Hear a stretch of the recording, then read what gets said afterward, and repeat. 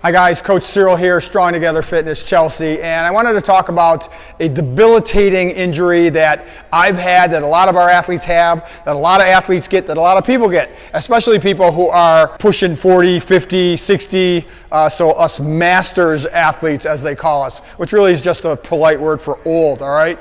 I've had this probably 4 years ago. It was debilitating. I could barely walk. I could barely get out of bed in the morning. And it's like someone's taken a hot poker or a knife and stick it in your heel in the morning. It's called plantar fasciitis. It's super common. You know you have it if you get up in the morning and your heel or the instep of your foot is super painful. Again, like someone's sticking a knife in your foot. And predominantly, it's worse in the morning. If it's not worse in the morning and it's just all day, it's probably not plantar fasciitis. But if it's the worst in the morning and then it kind of goes away as your foot gets warmed up throughout the day, it's probably plantar fasciitis. And I've done a ton of research on this because I've had it. It's very debilitating. Obviously, I'm very active. I'm on my feet all day. I'm coaching all day. I'm an athlete. I'm working out. And a lot of our athletes have gotten it over the years. So I wanted to figure out, what can we do about this? I've asked numerous doctors, foot doctors. I've researched the internet. I've read tons and tons of books. I've just finished this book. It's called Fixing Your Feet by John Van Hoff. I highly recommend it if you're doing stuff that's important for your feet. And it's got a whole chapter in here on plantar fasciitis. And if you do the research, you'll find that everything from just ice it to you got to get surgery. I mean, there's no consensus in any of the research on what causes it or what to do for it.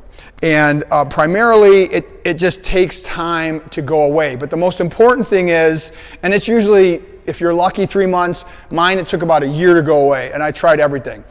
The more important thing is that you do what's important once you've had it so that you don't get it back. Because once you've had it, you're very susceptible to get it again, okay? And the most common diagnosis I've heard from healthcare professionals is, well, stay off your feet. Well, that's great. Well, you know, if you're someone like me or a regular person, you're not going to stay off your feet. So you got to find things that are going to prevent this in the future. A couple of things. Number one thing I learned, that anytime I start feeling foot pain, if I haven't gotten a new pair of shoes recently, I change my shoes. I used to think that was total BS and a scam by the shoe manufacturers, but anytime I've started to get foot pain and I changed my shoes, it's helped. If you had your shoes and you do a lot of movement in those shoes, a lot of standing, maybe a lot of working out, and you've had them for, I'd say 6 months, it's probably a time to get a new pair. Or you can get new insoles. So maybe you don't replace the whole shoe, you get a good insole, and you can get these at any running store, fitness store. You don't need to go to a doctor and get a fancy, expensive orthotic. One thing to alleviate the pain, it's not going to fix it, but to alleviate it so you can function when you have plantar fasciitis, is to just go buy some nice cushiony things for the inside of your shoe.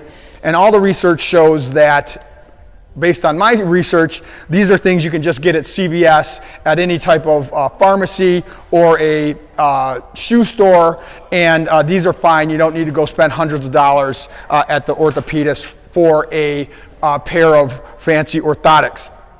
So, a couple of things. One thing you'll see that a lot of people use is this sock. Okay, you can get these at CVS, at Walmart, and it's a plantar fasciitis sock. You put it on, and you put this piece of Velcro up here, and it peels your foot back so that your foot is getting stretched all night long.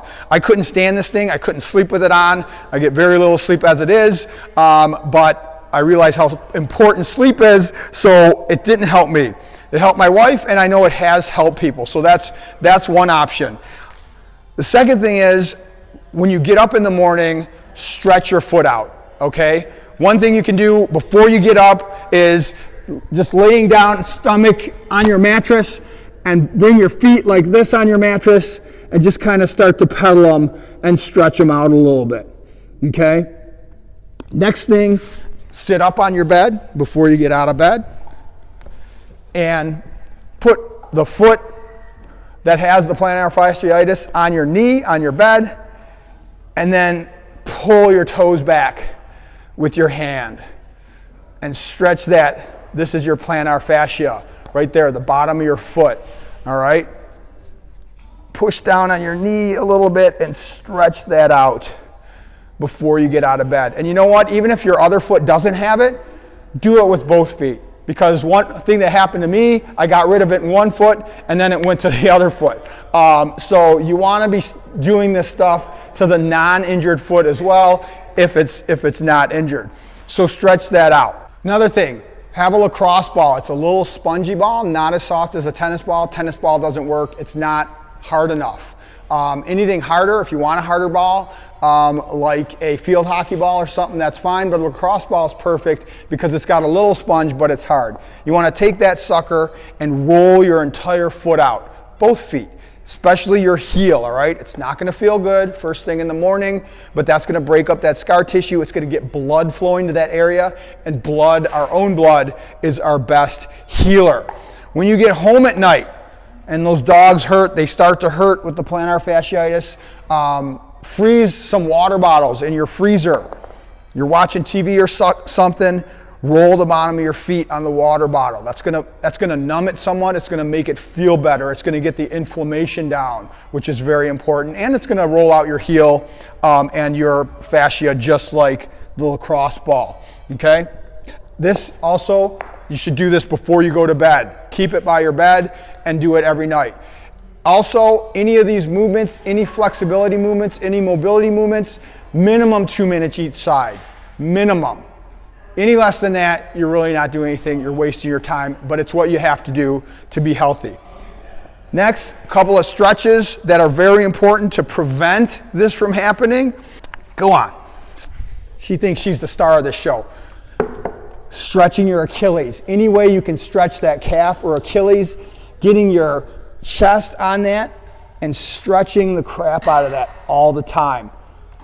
All right? Stretching the bottoms of your feet like this with the ball of your feet on the floor, sitting back, stretching that plantar fascia out every day. That's going to help prevent it.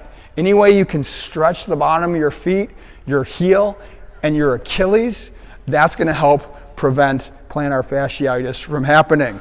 Another stretch we have for the Achilles is standing up against something and stretching that out that way as well. So a couple of things. I haven't had any hint of it in the last 4 years. It hasn't come back, and I do all these things all the time, and I believe that's why. Thanks.